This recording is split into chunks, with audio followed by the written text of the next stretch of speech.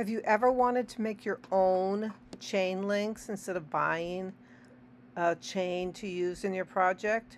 Well, here I will show you some ways of making your own chain links. I use 14 or 18 gauge tinned copper wire. The reason I use the tinned wire for these projects is that then you don't have to cover them completely with solder if you want to have patina and have it all the same color. So here I have my two wires. Now notice that one of them did not come labeled. I would suggest, if that happens, to label it immediately so that you don't forget what gauge it is.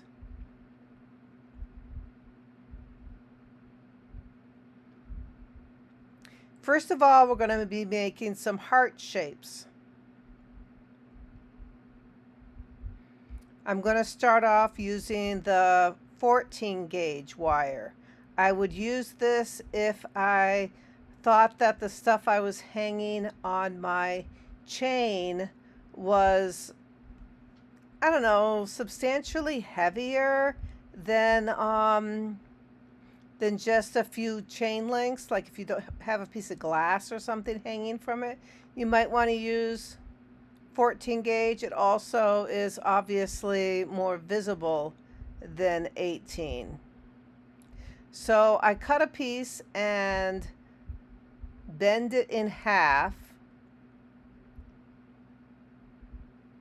and then I find some kind of round marker or some kind of cylinder to bend the two parts of, this is the top of the heart, the two parts of the heart around.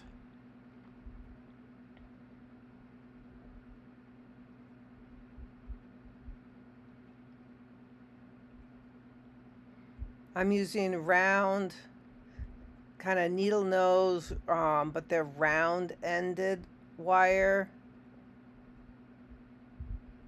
cutters there, so they just kind of gently bend the middle out.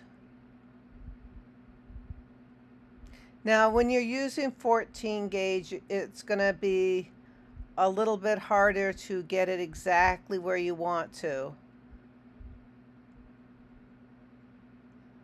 because it's a pretty strong wire.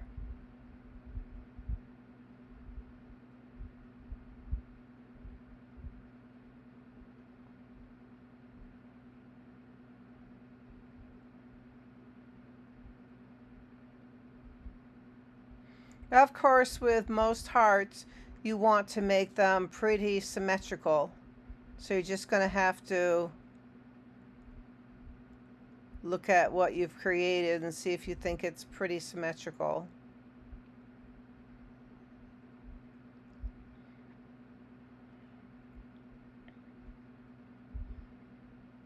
I like to use the flat part of wire cutters to flatten out the wire as I go. And this one's a little lopsided, so I'm just cutting one end off. Oh, I didn't go all the way through. That's okay. I can just bend it now. So that's a heart getting ready to be soldered.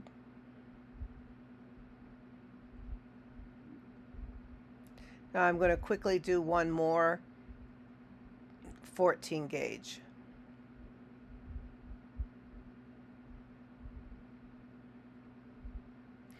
I like to use these the pliers I just used for that, squishing them together, because those are like grooved wires, pliers, and it's just easier to use for that process.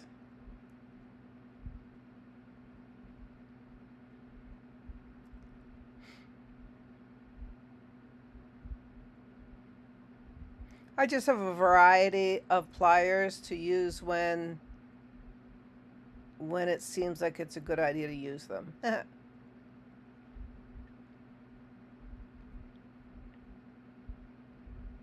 Now hearts come in different shapes.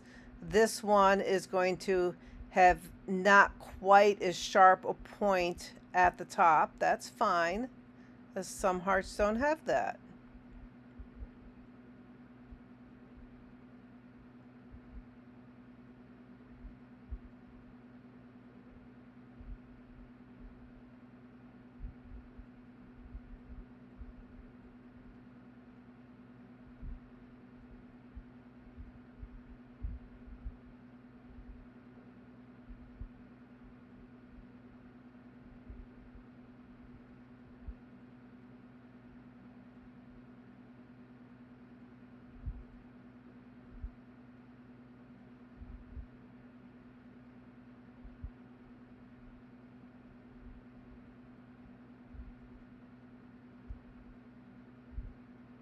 Obviously, this is for a really large chain lengths right now.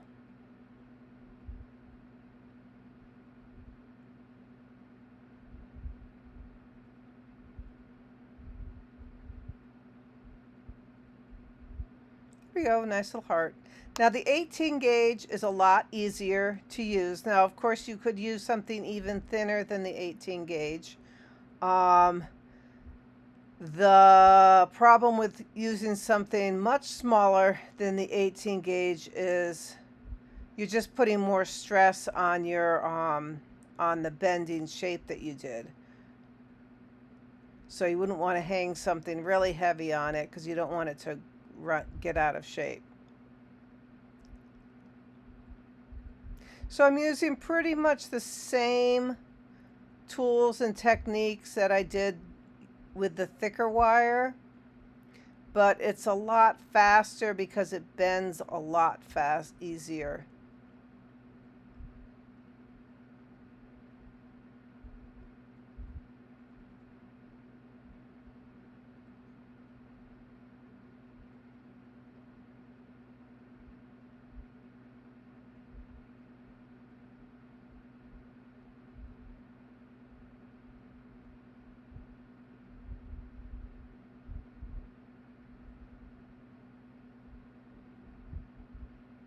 So we're going to make one more with 18 gauge.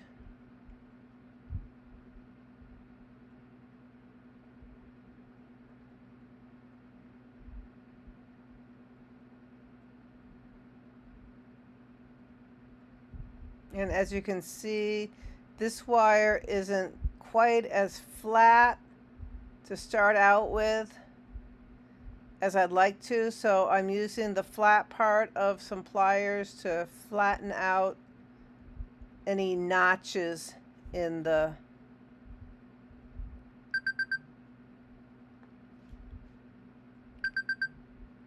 wire.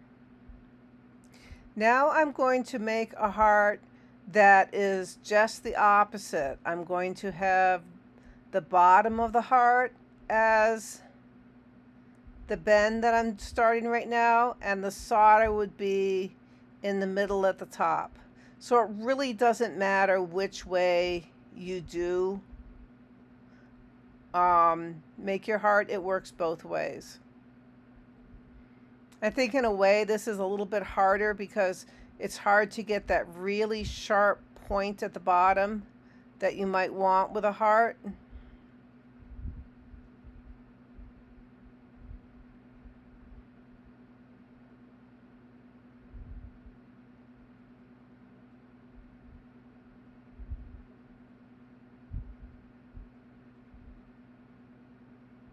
So I'm using the pliers to kind of bend that shape around at the top.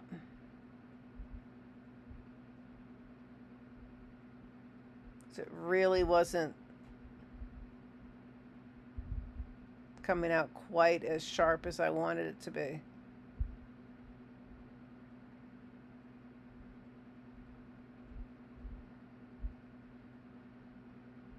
And then I had to straighten the wire at the bottom because I didn't want it. I wanted it to be straight to the point at the bottom, like most hearts are.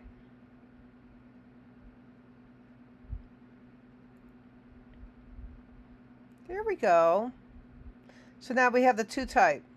And see, they look very similar. Now we're going to make round chain links. So this is your normal chains you might want to have.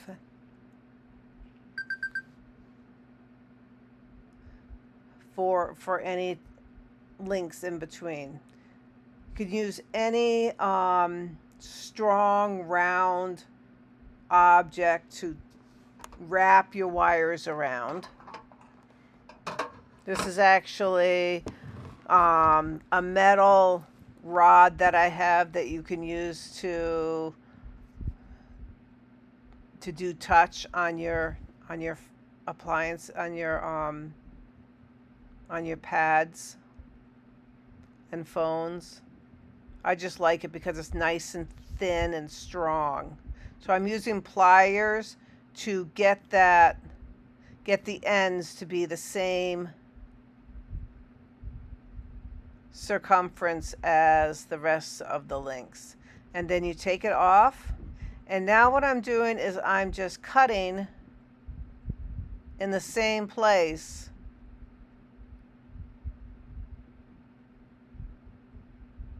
all the way down my links.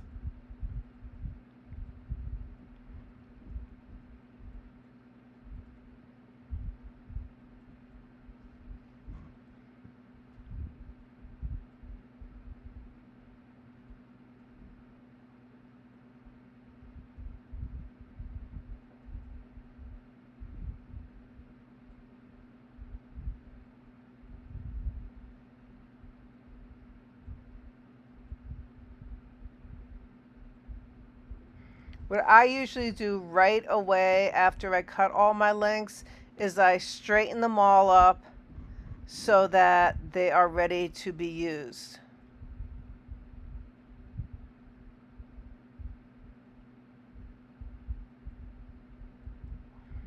Now I'm making some with this 18 gauge wire.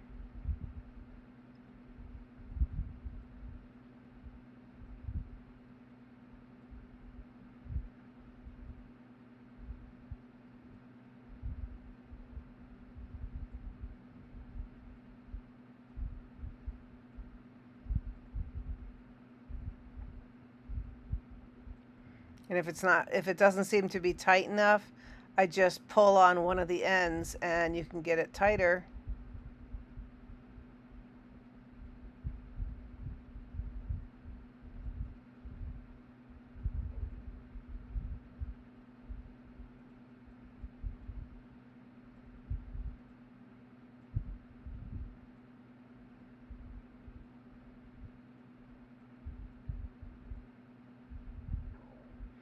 So now, as I said, each link has to be straightened up because, of course, they were done as a coil, so they're slightly not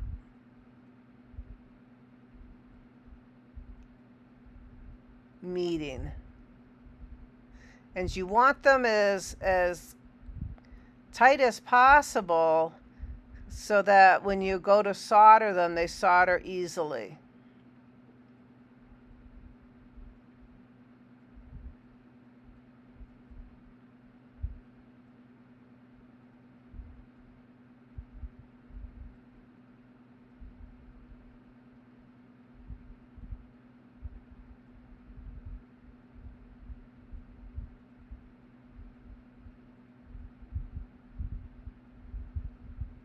So that's all it is to it. To make round links, they're pretty easy.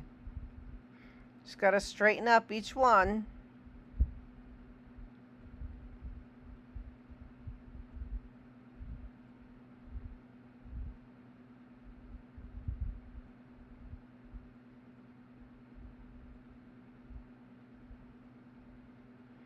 And then when you want some links, you have a whole bunch ready to go.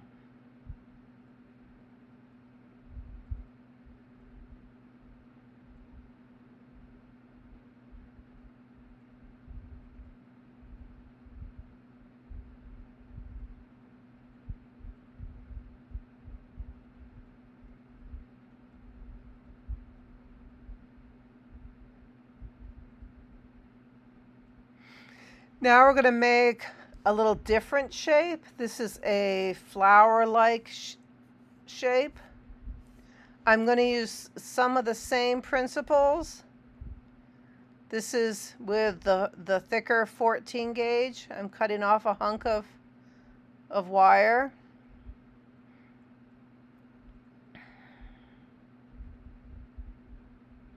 I just wanted to see what the bend would look like.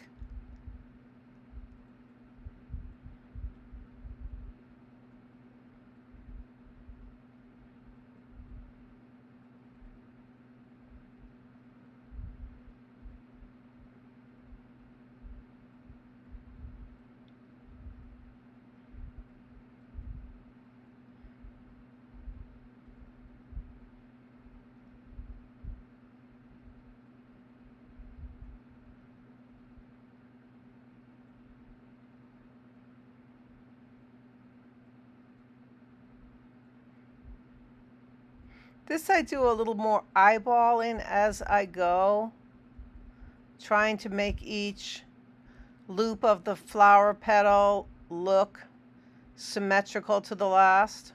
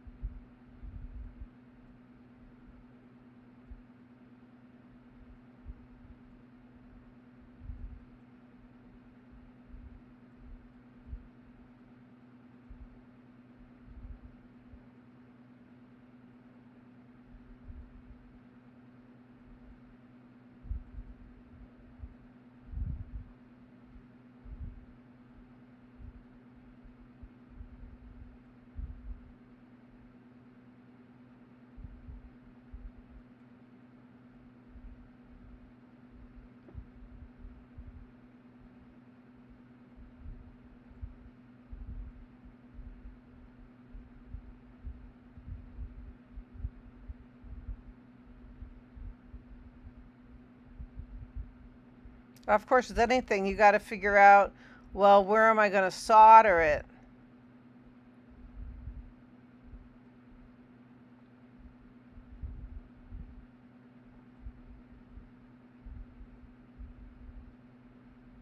Sorry, I'm out of the picture a little bit there.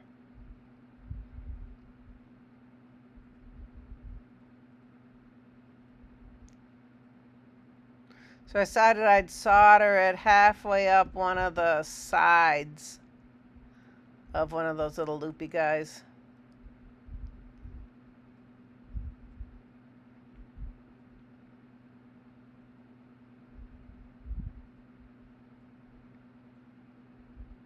Now, when I use these flowers, I could put crystals in the flower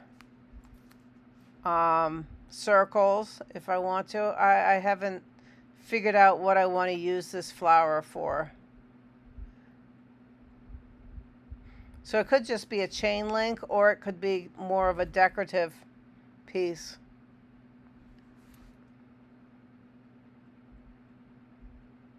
Because I have some stone crystals that would fit very nicely.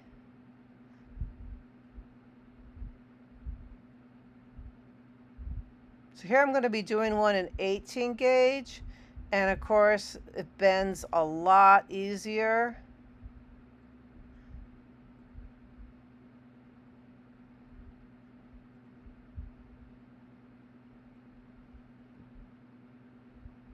And yeah, I guess you could leave those long ends and just turn them into like the stem of a flower if you wanted to. You know, whatever you're making.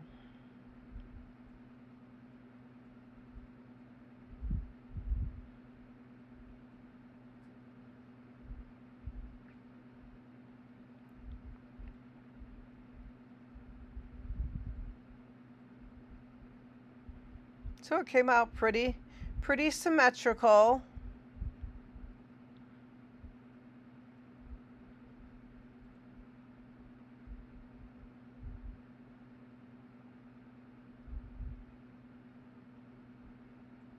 Kind of cute little flower.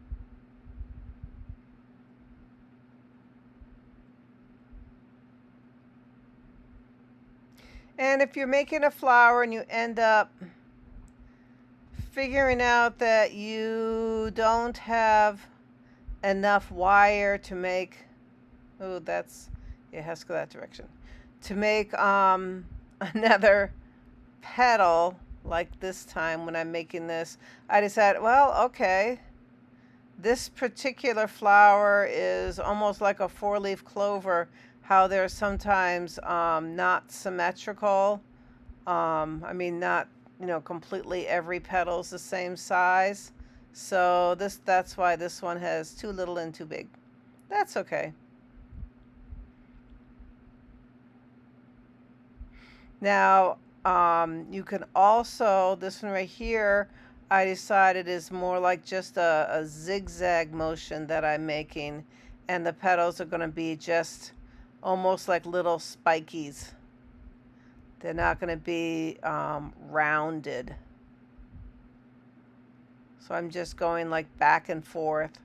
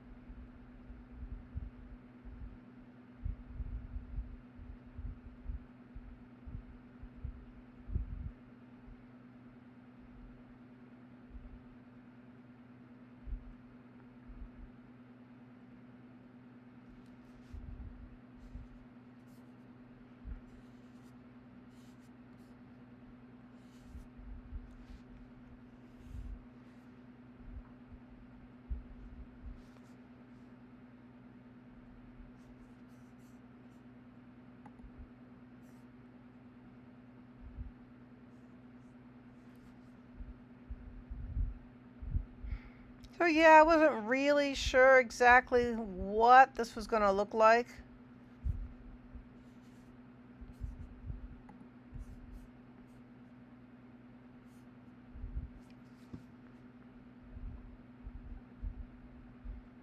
But it ended up coming out really cute.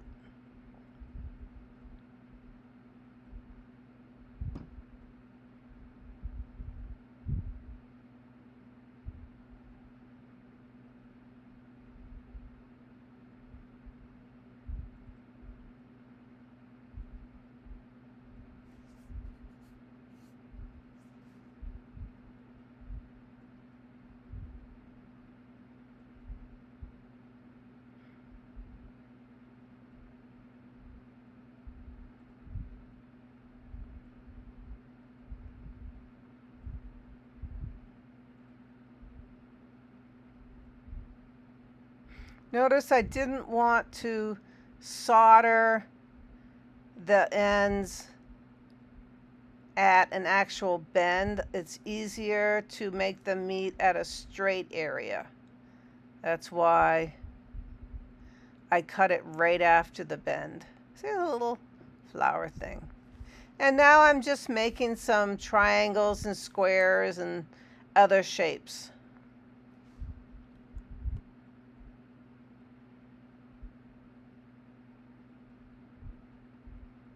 So I'm going to be using 14 gauge for this particular project. So obviously you can just Make whatever shape you want. Usually if you want a really sharp corner, you want to bend the wire farther than 90 degrees and then bend it back in order to get that really sharp spot. And here again, I'm cutting it. They're meeting at a flat area, not at the corner.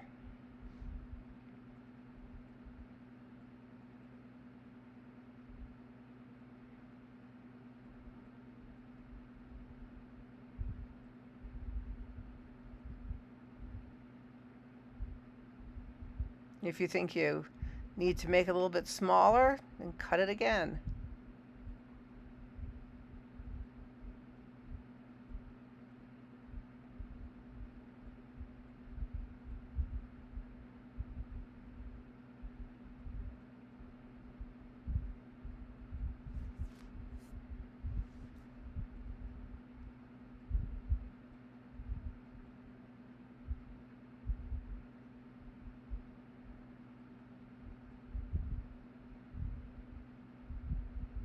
So yeah, just make whatever shapes you want to like that. Now I'm going to be making some swirls and spirals. I like to have a lot of twisty spirals in my work. I often will just use the round pliers themselves and just keep on moving the plier to the outside swirl that I've made to make yet another swirl, another layer of the spiral.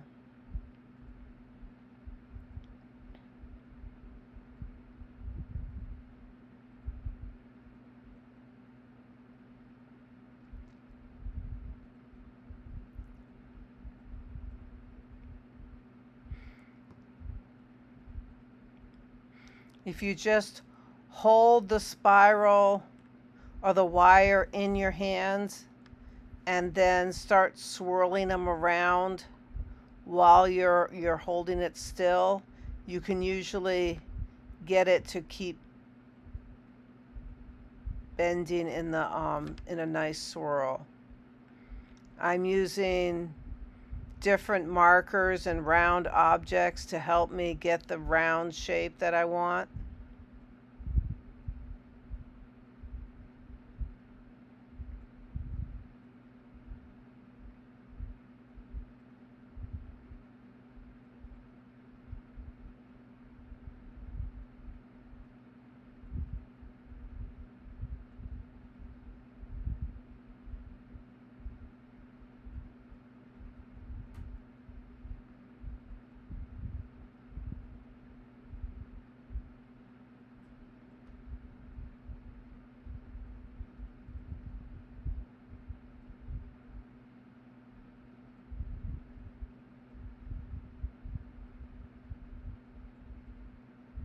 Notice how I put one of the prongs of the pliers in the swirl I already have and then wrap the wire around the other prong,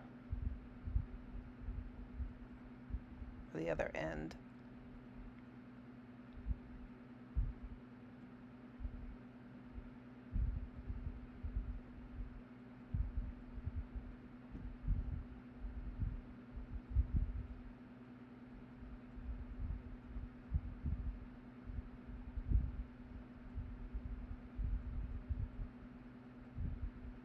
When I'm making a bunch of swirls for a project, I like to have them all a little bit different.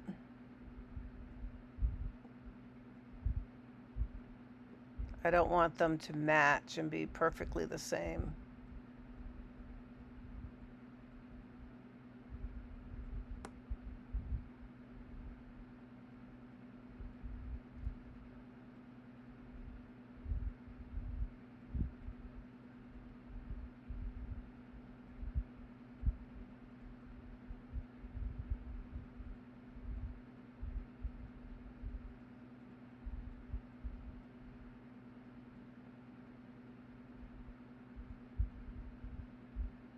So here again, as you pinch them between your thumb and a finger, and then swirl the wire as you go, you can get it so it ends up looking pretty symmetrical without that much additional work.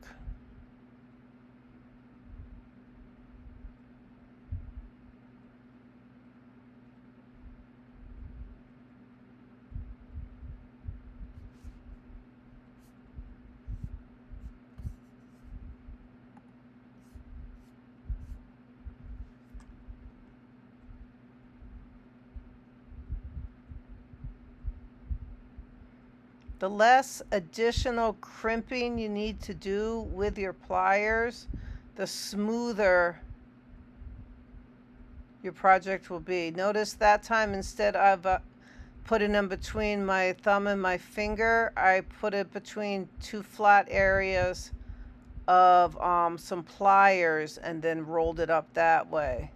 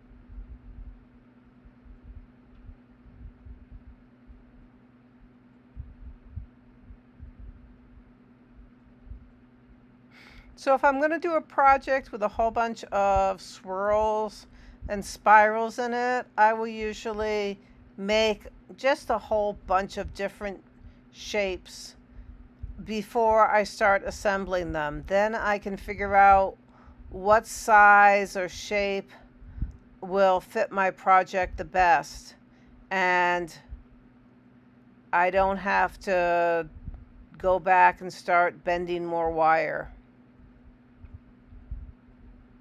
So obviously I made a whole bunch that are kind of similar shaped right there, and now I'm making something a little bit different.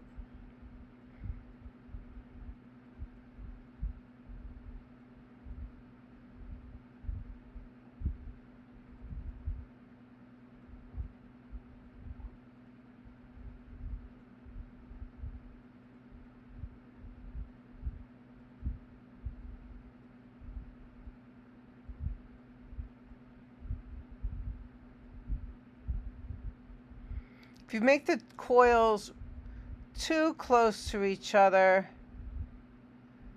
they might end up getting filled in when you start soldering them to something else. That's kind of the same but smaller. Now we're going to make some links that are going to hold round globs of glass, those typical globs that you can buy for, like, to put plants in, or fish tanks. So that kind of glob. I do have a video on how to foil those globs, but right now we're just going to make very simple links to hold them.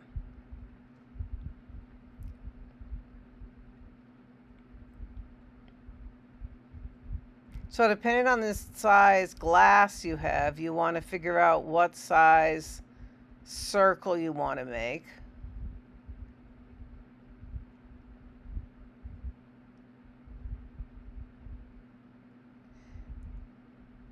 And that one came out a little lopsided, so I ended up taking that one and wrapping it around a smaller marker so that I could still use the wire. because I usually want them to be, opposite each other for links in a chain. See, this one's a little too long, so then I just cut a piece off and then wrap it again. If you keep it on your marker or whatever you're using as a circle, you can get those loops on either side pretty tight. And since glass globs come in, they're not really completely the same size, you're going to have to, with trial and error, find one that's exactly the right size to fit. Now, that one's really good. So this will be a nice link to hold that. And then after I solder the top and bottom to keep it, see, I'm going to fix that one that I made not very symmetrical. I'm going to use the wire again, stretch it around a new piece,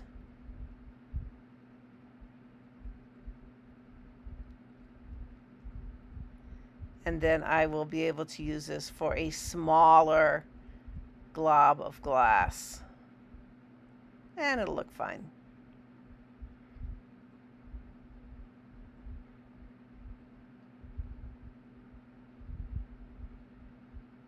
Now you want to make sure that, just like your other links, that you have made this as flat as possible. I guess it is a little lopsided still, but so that when you are soldering and putting this together, that everything lays really nice and neat.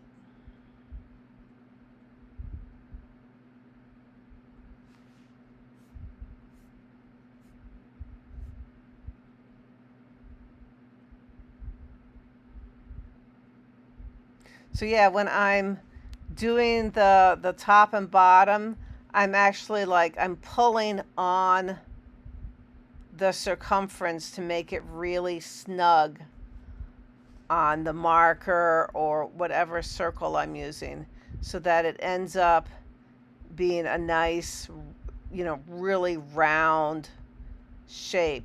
Now the glass glob might not be perfectly round, but I just like the look of it coming out looking round. So before I soldered these, obviously I'd have to put the links together. So you're going to want to bend some of them where needed in order to link them together and then flatten them out again. So when you made them, they weren't all that flat, so you straighten them out, but then when you want to hook them together, you don't want them all to be, you're going to have to bend some of them in order to get them on.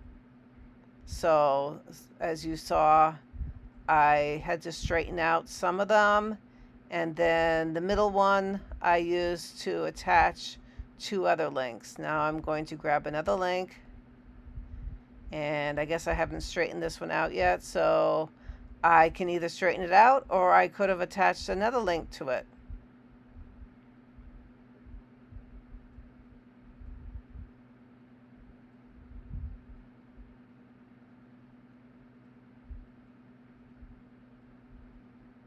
Now I'm going to attach one of my glass glob holders to it.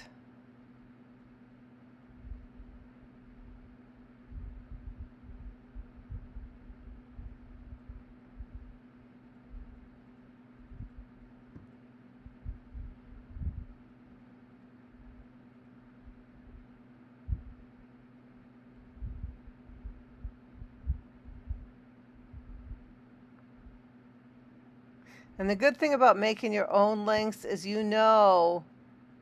that you use tinned wire, and you know that when you solder them together, they will all be soldered very nicely, and they all will take the same kind of solder, and there won't be any problem, and your links will all be very strong.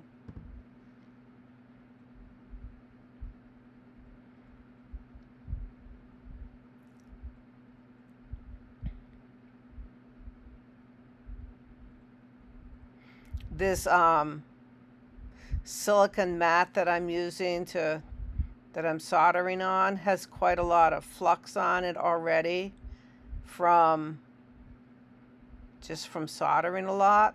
So sometimes I don't even have to add flux. So I guess I needed a little bit right there. I like to use a little bit extra solder on all my joints for chain links to make sure that they are in fact soldered. I guess I'd rather use a little bit extra instead of a little bit less because I want to make sure that they're soldered. This right here is a project I was doing for a dream catcher where I made wire names, and for Mike right now I'm soldering some of the letters together. For this particular chain link I use 14 gauge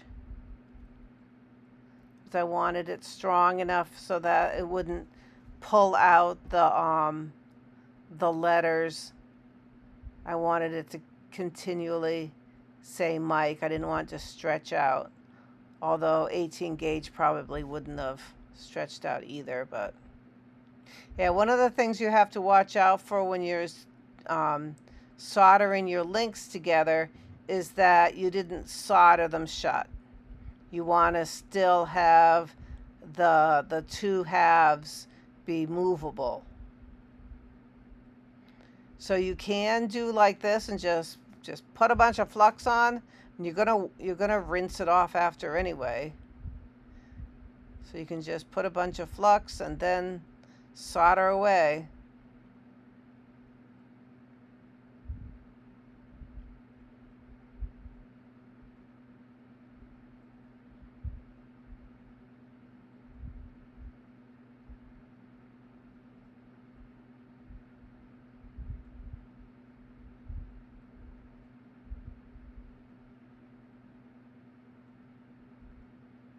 This is all water soluble flux and water soluble flux in the solder, so you're going to just wash them off with water and just like household detergent. You don't have to use some special chemical to wash the messy flux off.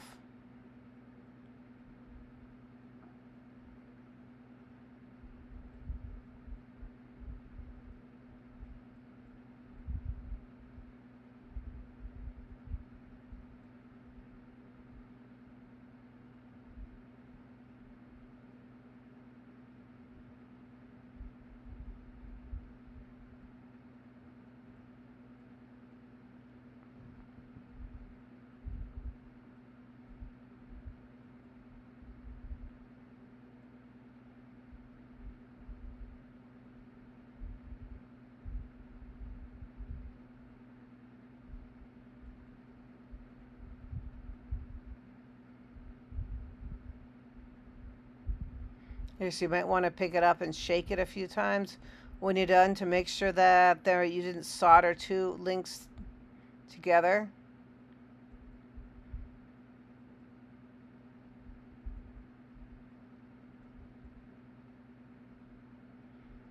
And remember that because you are dealing with wires especially, do not pick it up with your fingers because the whole bunch of links are very hot.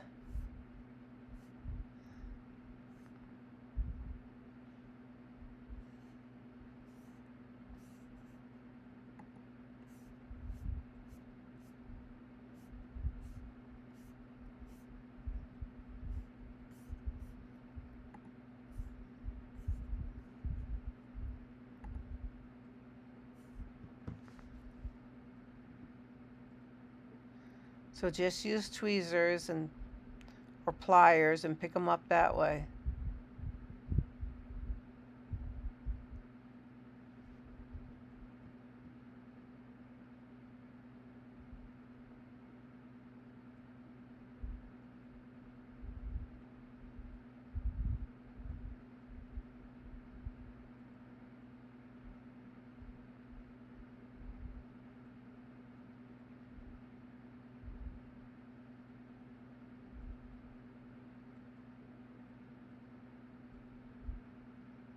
Yeah, see, that's the trouble. That whole link got too hot, so that the solder just kept going all the way around the circle instead of just soldering that one end.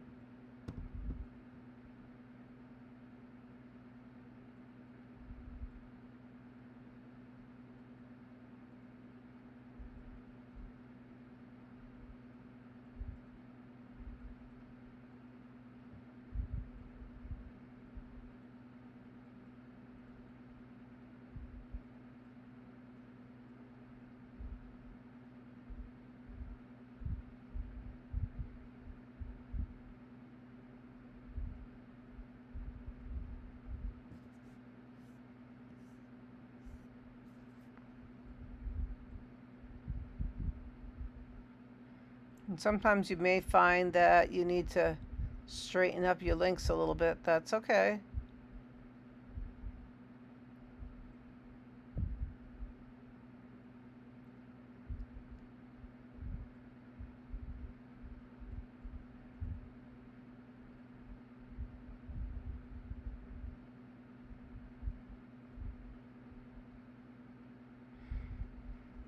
And after you wash the flux off, you'll be able to see any links that didn't get completely soldered. At least you hope you're going to catch them all.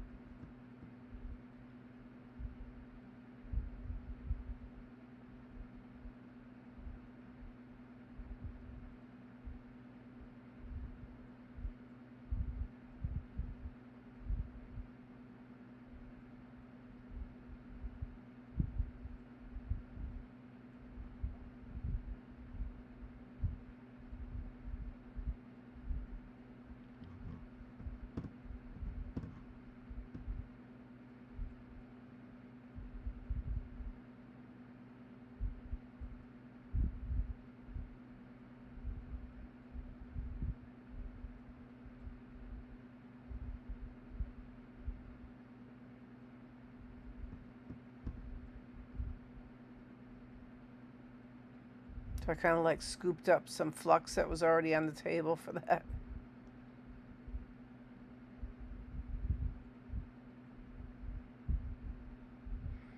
And the little squiggly swirls that you make, you can even use those as links. See, I'm using one of those right there as a link.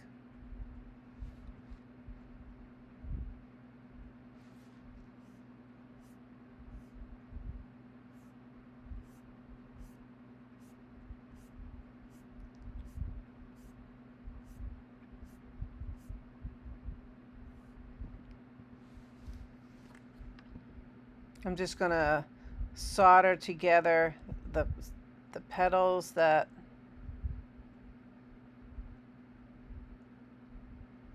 we left open.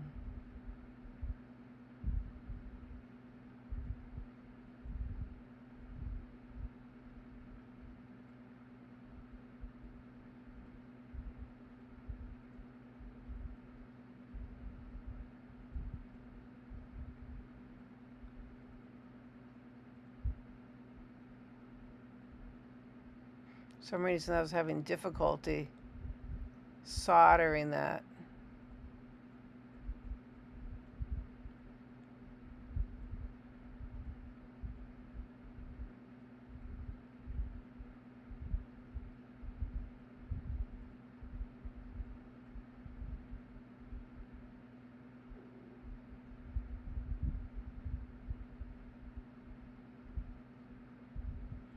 So you can fill in some of your loops if you want to, or you can keep them all pristine and perfect, whatever you want.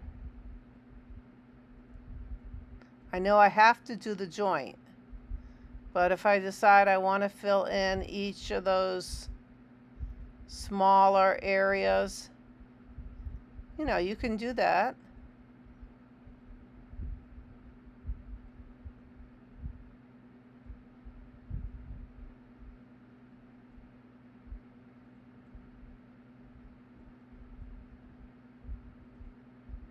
Just a little bit different look. Now we have that odd one.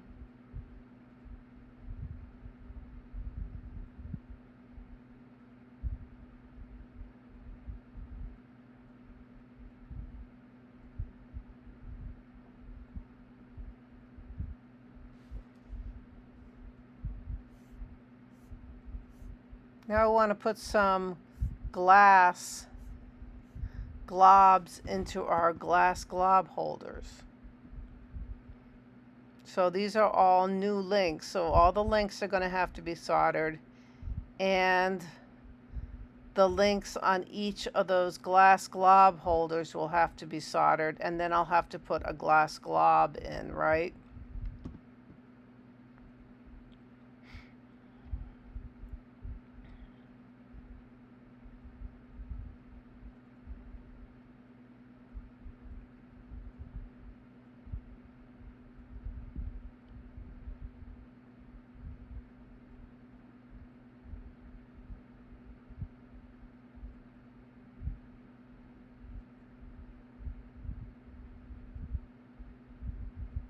So remember, I need to fill those two ends, but not fill it in, because I want the chains to be loose. But those little twists at the top and bottom need to be soldered also.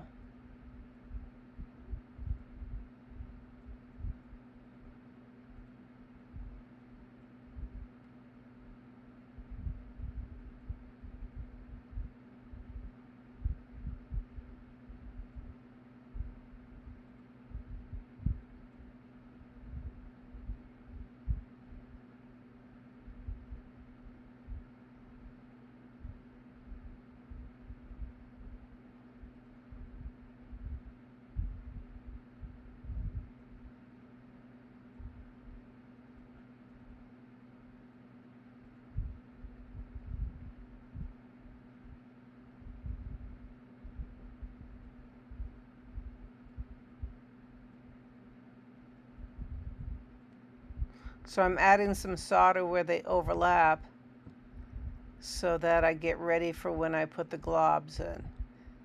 And it's unfortunate when there's a gap between, like when I wrap the two together. It's better when they're really close to each other. Like this one's kind of a big gap, so I'm trying to encourage them to stay closer. So at one point I held it together with one hand while I soldered it together with the other. Now, of course, the hard thing is to continue soldering the rest of it without heating it up so much that it opens up what you just soldered.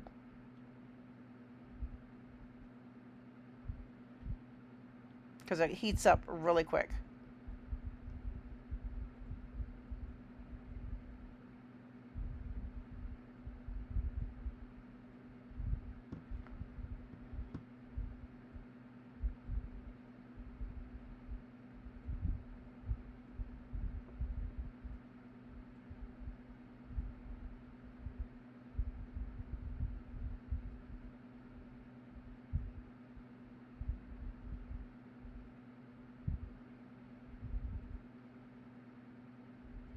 Sometimes it's good to like solder one end and then go to another link for a bit to let it cool a little before you try to do the other end.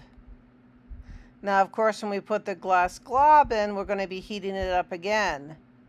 So it might separate again when we're doing that, but we try not to. It's kind of a fine line between getting it soldered, so you need to heat it up enough to solder it, but not heat it up so much that you're opening up areas or reflowing areas that you don't want to reflow.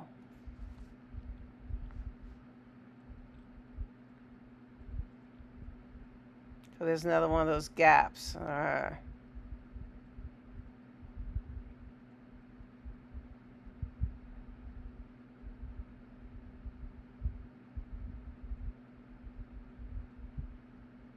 Those gaps don't really look bad, I don't think, but they do make it a little harder. Now, right now, I'm having a problem of I filled that hole too much, and it's sort of like I'm heating it up and then trying to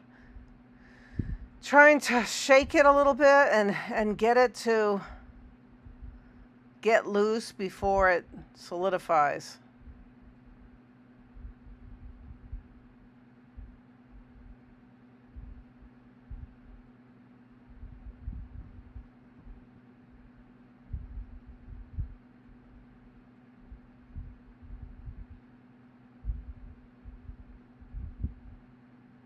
Okay, it looks like now I need to look at my stones. So I have a whole bunch of stones, as you saw, that I had foiled. And then I try to find one that fits really nicely, that's the right color and right size and right shape, and then solder it in. Put flux around it and then just heat it up all the way around to get it to stay attached. I used regular black backed 7 32nd inch wide foil tape and wrapped it around these globs and then smoothed the foil down so they were all ready for when I wanted to use them. And I solder on both sides, especially for when you're going to do a chain like this. You need to do both sides because the chain might twist in the air. Let's see if this one's going to fit okay. That's a little bit big, so we'll try another one. Obviously, the color doesn't matter very much as long as it's not green. I wanted to have different colors as I'm going up. That yellow one works nice.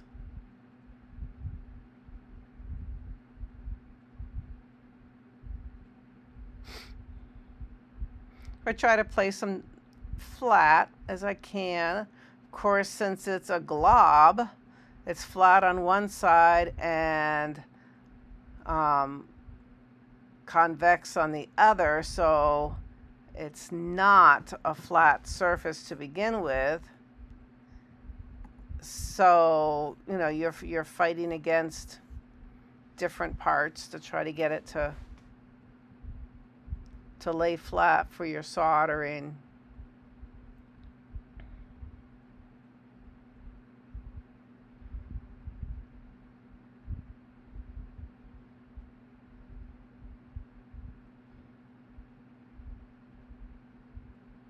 Here again, be careful about picking it up. I picked it up far away from where I'm soldering because it gets mighty hot, really close to where you're soldering.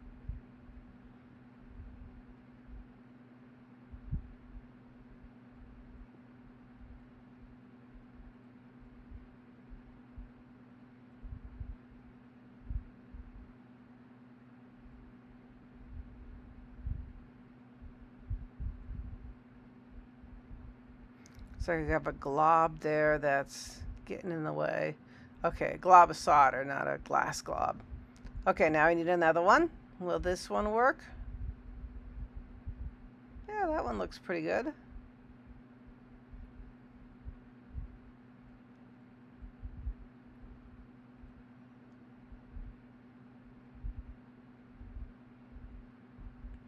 I'm using, I'm not using a paste or a liquid flux. I'm using kind of a gel flux so that it doesn't just like dribble on like a liquid, and I don't have to like almost scrape it on like the paste type.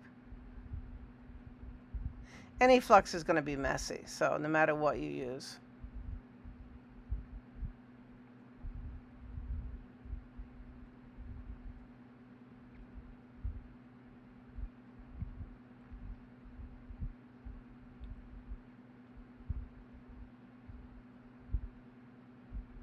You know you have it soldered on when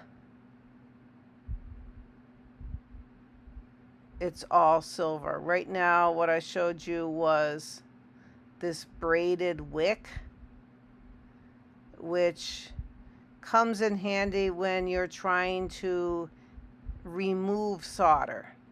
So like I had too much solder in that link, and I tried to use the wick to, which is braided copper, to get the solder to go to the wick instead of staying on my project, so that I could open up that link again. Sometimes if you just heat up a link with a pretty dry, clean solder nozzle, you can get the solder to leap to your solder iron instead of staying on your project. So that's another way of trying to get to remove solder. I'm using a silicone washer right there to just hold up one end of my link that I made to try to keep it level, because that particular link was being a pain and I wanted to level it some. So I have different size silicone washers that are just great for that.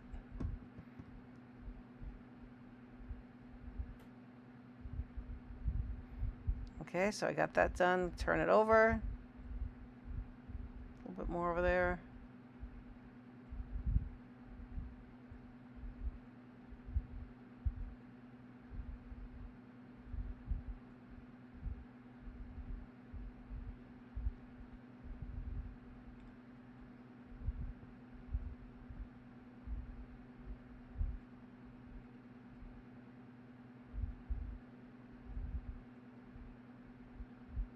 So as I was saying, you can tell you've soldered the whole thing on when there's no copper color, because it'll all be silver.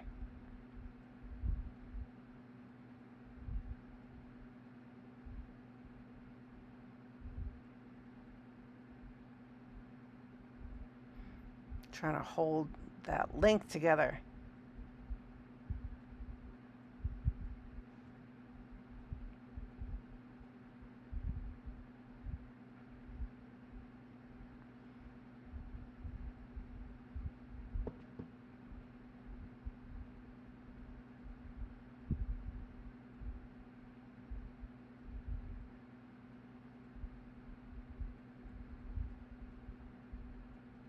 Little left-hand soldering here. There we go.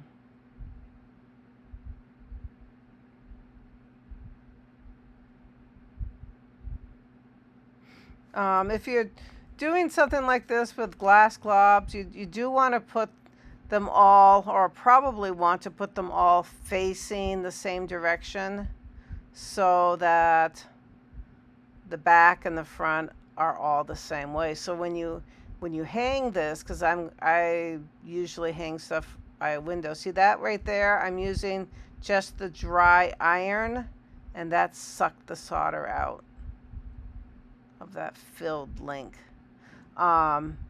So I usually like to have them all face in the same direction when I'm making them. So there is a definite back to these and a definite front. Now I guess you could like interspace them and have it kind of some go one way and some go another way if that's what you want to do, but I usually don't do that. So I'm holding it there for a minute to let it cool. Stay together.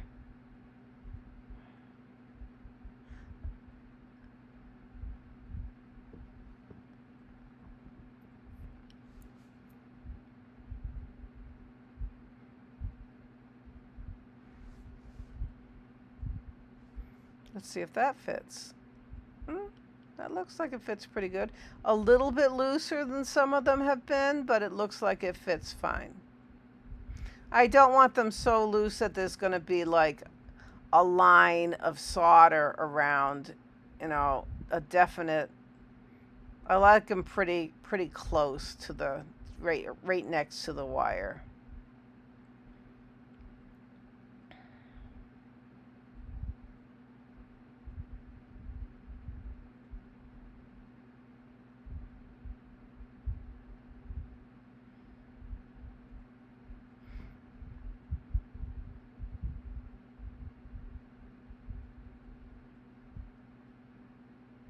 So as you notice, my links between them, I did not keep them consistent on purpose. I wanted kind of, some of them have one link, some have two, looks like some have four. It's really whatever you want.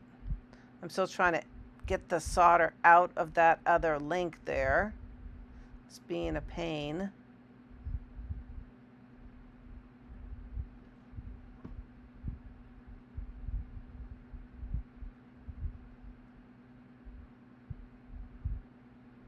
Ended up trying a clear one at the end.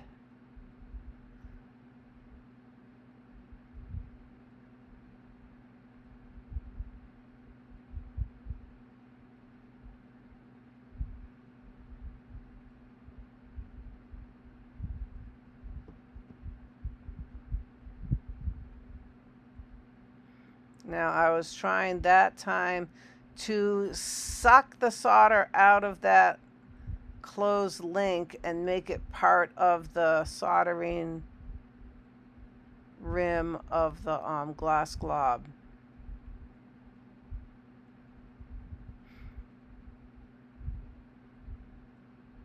Because solder will flow wherever there's more flux. Is usually a place where solder will migrate toward. So if I flux the glass glob and then heat that solder right there up, it's also going to go to the foil. There it goes. So that's why the that wick is made out of copper, braided copper that's been tinned.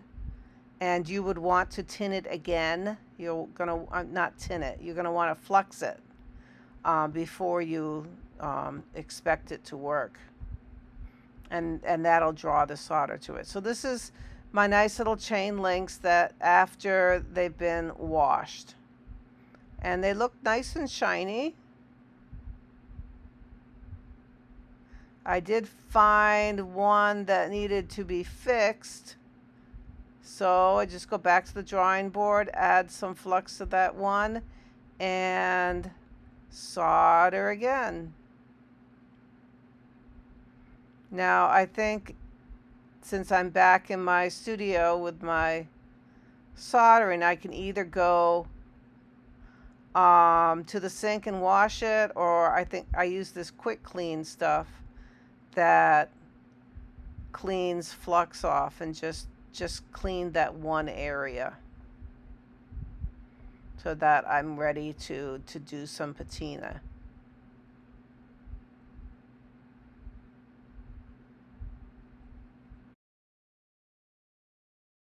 So now I am spraying my patina onto my soldered project. I'm using an old toothbrush to scrub it in. Always wear gloves. This stuff is not good for your skin. I just like the look of having it black instead of the silver.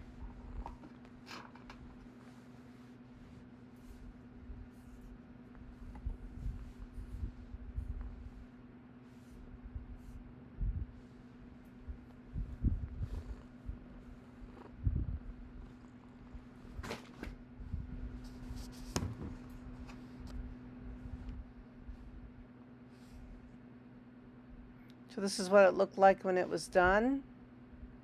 And I noticed again, I have one that needs to be fixed. So I'm putting some flux on that one link. And what I'm going to be doing is I'm going to be kind of burning off the patina so that I can get solder to stick to that one little spot. So I don't expect it to be a quick thing. It's going to take a couple secs to burn off the solder. Burn off the patina so I can get the solder to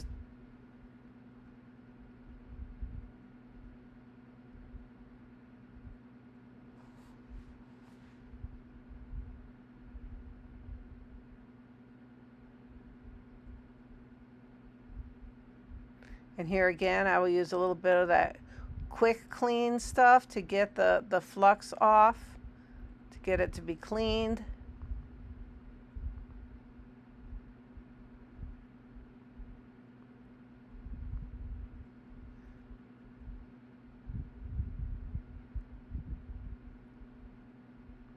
Make sure it is in fact soldered.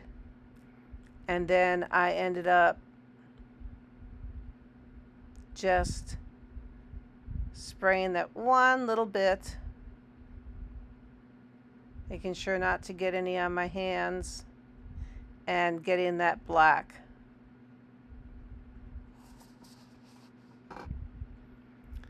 So now you have some of your links and swirls, and you can solder them however you want to, use them wherever you want to, and it's just lots of fun to make your own. Thanks for watching, and please subscribe to my channel so you can watch my next project. Thanks. Bye.